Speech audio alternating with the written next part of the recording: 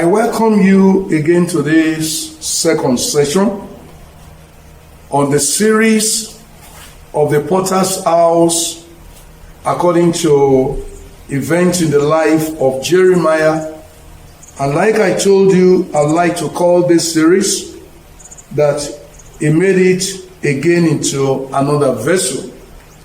But like I said, that each of them will come, each of the session, apart from the general topic, will come under a subtitle. And then the subtitle for the first one is something. And I did make a promise at the close of that session. Now, when he said he was making something, Jeremiah cannot say this is what he's making. And I've explained all that unto us. The pattern, the blueprint of your life is in the hand of God. What he wants to do with our life, what he wants to do with our ministry. We must be patient as a clay in the hand of the potter so that he can be true with us, true and true, and then complete what he wanted to do with us. He has all the power. The will of grace is sufficient. It contains everything needed to make the clay what God wanted it to be. We are his workmanship, created in Christ Jesus unto every good work. Now, but then we as free moral agent, we also have our choice. We have our yieldedness that is required, our cooperation with God, if we will be what he wanted us to be, or he wants us to be. Now understand, I said, it's about our life. Our lives were designed by God for various purposes in his kingdom. And then, just like we know that you are different to me, I'm different to you, so also he have different purposes for us. The same thing with the services. Even if our services look alike, yet to him he still have a purpose. Let's understand that he is doing something that nobody can say in the full category 100% with 100% confidence and say this is what he's doing. He remains God in his sovereignty, and then we follow him, and as we follow, we understand him the more. In the pattern of our life, we find out what he wants us to be, and we follow, and we allow it. Now, we have seen people taking it as if to say God have just a uniform thing he wants to make everybody. It happens sometimes on those who have a particular thing they were teaching in the body. Take marriage, for example. I've listened to a marriage counselor or preacher one day that he was talking on how family should be. And then he said, the family must eat together. That's true. They must bath together. Well, I heard it, I listened, and I smiled. Why? Because it's not going to be like that in all location. I know a particular man, and the wife, they are beautiful enough. The man has gone home now. But when you get to their family, the man works as a government official. The woman is a trader, managing business at home. And for the supper, this woman will wait, even if the husband will come by 10 o'clock. If she's dozing, if she is weak, she will say, it is our decision in this family. We always eat together in the night. Well, it's good for them, but it shouldn't become a law. And then because they are pastors, and then they are now teaching their church, and they are making it as if to say, that's what is called Christian life. We are people who by no way they can do that. A man who is a preacher is praying in the morning. The wife needs to go out and she wanted to take a breakfast. Is he going to stop the man and say, come and join me, let's eat first, and then you go back to pray?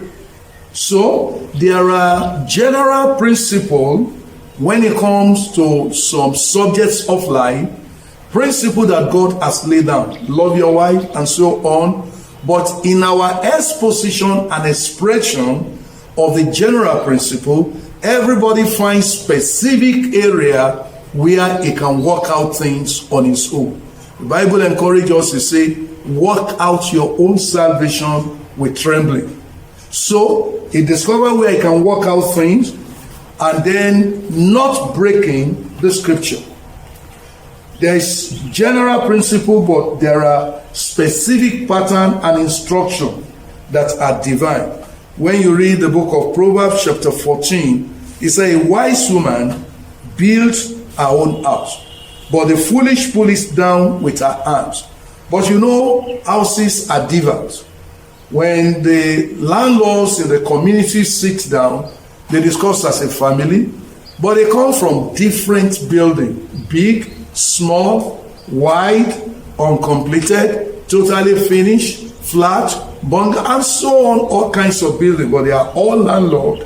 And every one of them, unless apart from covetousness, felt fulfilled in his own building, see himself as the landlord. Some have their tenant here and there. And let's understand that in various subjects. The same thing with the pattern of our ministry. He has what to do with you. He has what to do with me. And we need to get it clear. Allow him to make it clear to us before we are running around. That's where I come to the issue of Ahimaaz again. This Ahimaaz has a good heritage. He was a son of the high priest, priest under David, and also that meaning David kingdom, and his father was also a seer according to David. Now this Ahimaaz has a good development. He and Jonathan, the son of another priest, two of them were the people who were running errand when Absalom has raised rebellion. Any information that the friend of David had from the palace where self-imposed king Absalom has placed himself, he will give it to these two, and they will go and give David the development. In fact, at a time, it almost worked against their life. So he was a good person, a faithful messenger, a young person.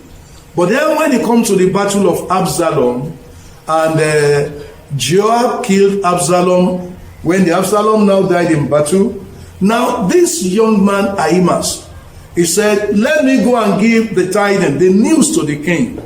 Joab, who happened to be the commander or the general of the army there, knew individual. And he told Ahimaaz, you don't have a news today. You have no message. Ahimaaz was a messenger without a message divine. He said, because the king's son has died today, and so you have no message. Let Cushi go. And while that one was going, he went to Joab again. He said, however, let me go. He now said, okay, you can go. And the Bible says he overran the main messenger they sent. And when he was coming, the watch was telling David, someone is coming. And later he said, it's Ahimaaz. I said, it's good. He's coming with a news. He was known for good news. This time around, it was a bad news. And not everything about that man was military. The other man that Joab sent, everything about him was military.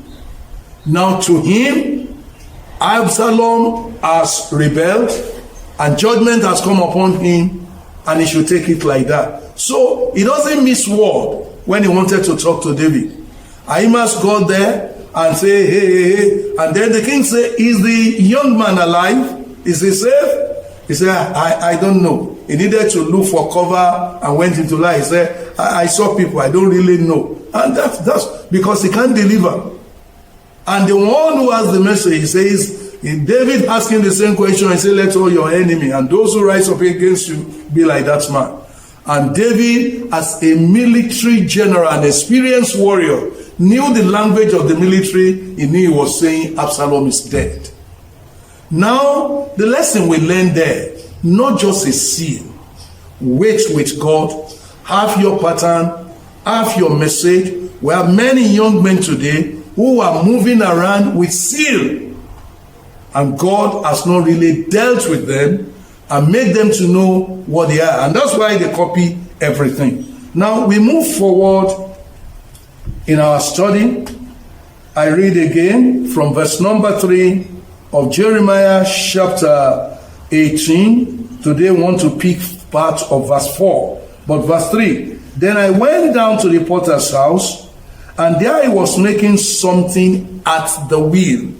He was making something at the wheel. Verse 4. And the vessel that he made is a vessel that he mentioned.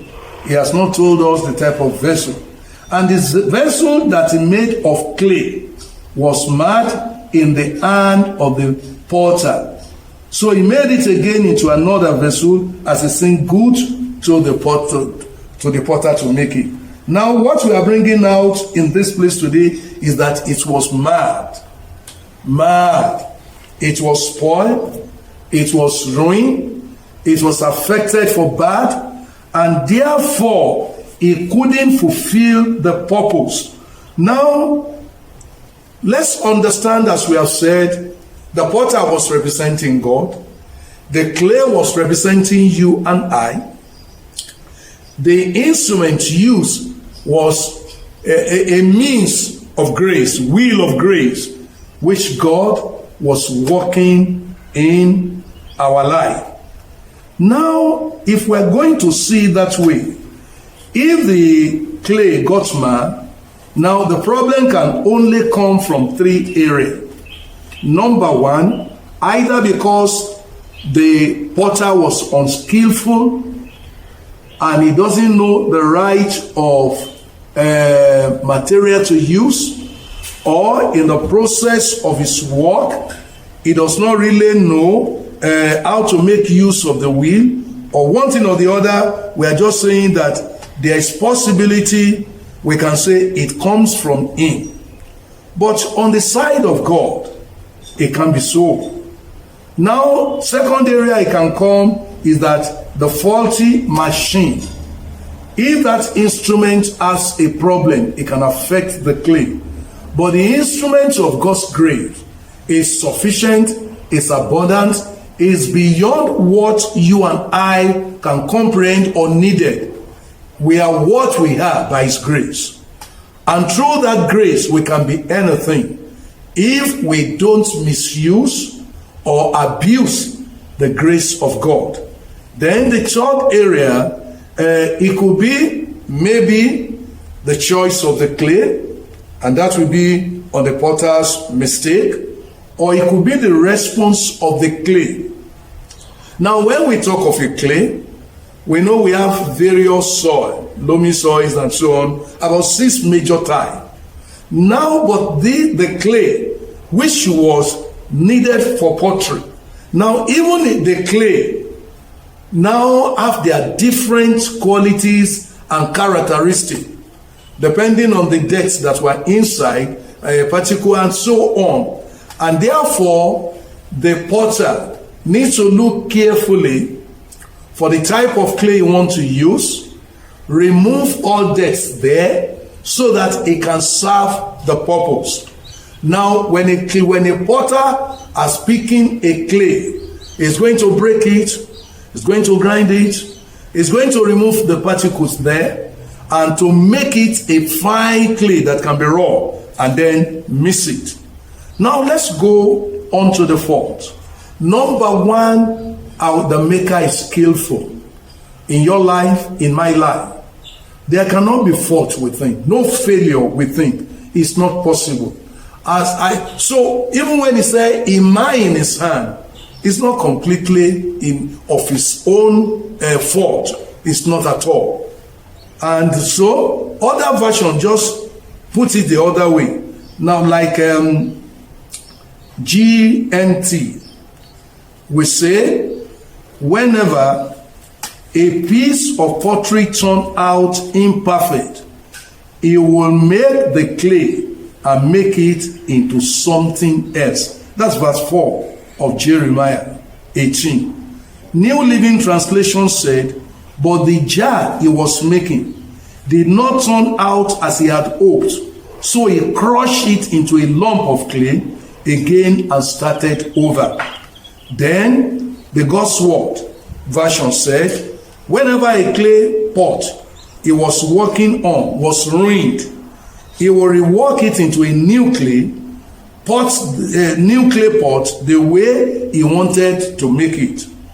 Another version, New Century Version, NCV, said he was using his hand to make a pot from clay, but something went wrong with it, not with him, with the clay. So he used that clay to make another pot the way he wanted it to be. I've read various versions to you now, just to make us to know it wasn't the fault of the potter. Any shortcoming and failures in yours and my life, we can refer it to the failure of our God. He's a perfect God. He chooses us, and he knows we can do what he chose us for. He doesn't call the qualified. He called the unqualified and qualified them. And that's why he says, choose the foolish things of the world to confound the wise. But when he brought them to himself, he's going to deal with their folly. And if they want to remain in folly, they can't fulfill his purpose. The wisdom of God is wiser than, the foolishness of God is wiser than the wisdom of men. So when he brings us to himself, he began to do a serious work in us that requires our cooperation. The wheel of grace cannot be faulty, but as a clay, we are free moral agents, we can decide our texture, which God knows he can work upon to make us what we ought to be. We can resist him. The clay wasn't responding to the potter's touch the way he intended it to be, the way he wanted it to be. He was not responding to the potter's, and God has not decided that he will force any of us to do anything. No. He will allow us to serve him lovingly and joyfully. He will allow us to yield ourselves by ourselves. When we are not yielding, he leaves us and then turn again. We'll see that later. Now, but he won't come down to dance to our own tune. Now, Miles Moron said, succeeding in what you were never asked to do, it is a failure in disguise. The Miles Moron of a blessed memory. And then I told you before, I said, this man, Rick Joyner, was talking, and he said, God told him, I have my people in the world, my children in the world, doing great work that I didn't send them. They are doing great work, but he has not commanded them. He has not sent them. So as a clay, it becomes our end responsibility. That person say, have thy own way, Lord, have thy way. Thou art the potter, I am the clay. Break me, mold me. When we don't say it only with our mouth, and our heart is tendering, and we are asking for grace for our stubbornness to be gone, then he will make us what we need to be and turn our life for his own glory. Now, the question I need to answer in this session is that, how do we get man in his hand? How do we get ruin in his hand? Well, remember I said he was doing something unspecified, but sometimes we try to help him to complete something that is unspecified. we have not known the ultimate of what we want to do. And the Bible says, trust in the Lord with all your heart, and lean not unto your own understanding. In all thy ways acknowledge him, and he shall direct thy path. But several times we want to do it, we felt we know the way better. We felt with the level of what he has done, we can go ahead. We don't remember we are serving unpredictable, unusual God, who has all the power, who can do and undo. So we try to complete what he has not done. I had the privilege in my lifetime to run apprenticeship in a place at one time. And while I was there, I have someone, when our boss comes around, he will need to sit on the table, bring out the drawer, take our drawing instrument that is going to use for one thing or the other. But this man, there's a young man there whom I follow in their lineage there as apprentice. But this man was a bit big enough. So the moment our boss sit down and bring the drawer out, he'll be helping him. He will put the hand in the drawer. He will be arranging everything. One day, as he does that, the boss said, oh yeah, take what you want to take. Take it now. Take it. He didn't know what the boss wanted to take. He was going to arrange. And therefore he said, okay, take it now. Take what you want to take. May the Lord help us. Don't let's run before him. Let's walk with him patiently. Let's make sure we understand him. And let's have a proper understanding in what we are doing. God sent us on our mission field, and we discovered the power of the enemy seriously there. Before we went, he has given us the revelation about 2-3 times of the ruling spirit, and various things we meet there, we were informed. And then we were there for years, we saw a lot of things. And in our series of warfare against these principalities and other ruling spirit, I'll be telling my people, when we come to a junction, I will say, let's just leave this area like this. I don't have the battle plan. I don't know what he's saying, and I don't want to run ahead of him. Now, if we run ahead of him in our lives, it won't be to our good. Number 2, now we mire in his hand because of copying. Even if God give you one of the fathers, respected father, successful father, as a mentor, it does not mean that everything he does you are going to do. It does not mean you are going to copy him and become a copycatter in everything. He has served his own generation. And there are things God will want you to learn from him, the work you need to do in your life. You don't become a carbon copy. Remember, no two people have the same fingerprint, not even father and his son. Every ministry, every call is unique. And the caller will show the pattern to whosoever he has called. Find out your own pattern. Find out your own pattern. You are serving a different generation. What serve a particular purpose and the methodology employed and came out successfully in one generation may not serve the other. Circumstances and people that are different will play out different roles and outcome. The same God is behind all, but get yours clear. Because there will be many unusual in this end day, in this end time from God, our unusual God. It will be departing from our accepted norms, rules, and practices of the past. He said, I will do a new thing, and now it shall spring forth. We're in the days of new thing. And to be relevant in the kingdom, find out the purpose, the plan, the intention the potter has for you, and as a clay, submit and yield.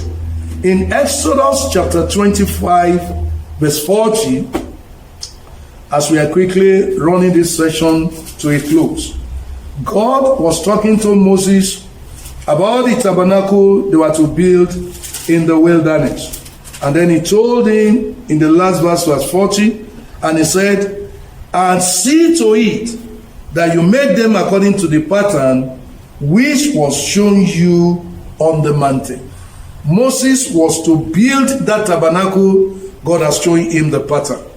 Even though he was coming from Egypt, the house of architecture, now like the first world of those times, and you could have seen different structures and building and beauty building. But let me tell you, even some that are more beautiful possibly than that tabernacle they are building. But that is God's own choice.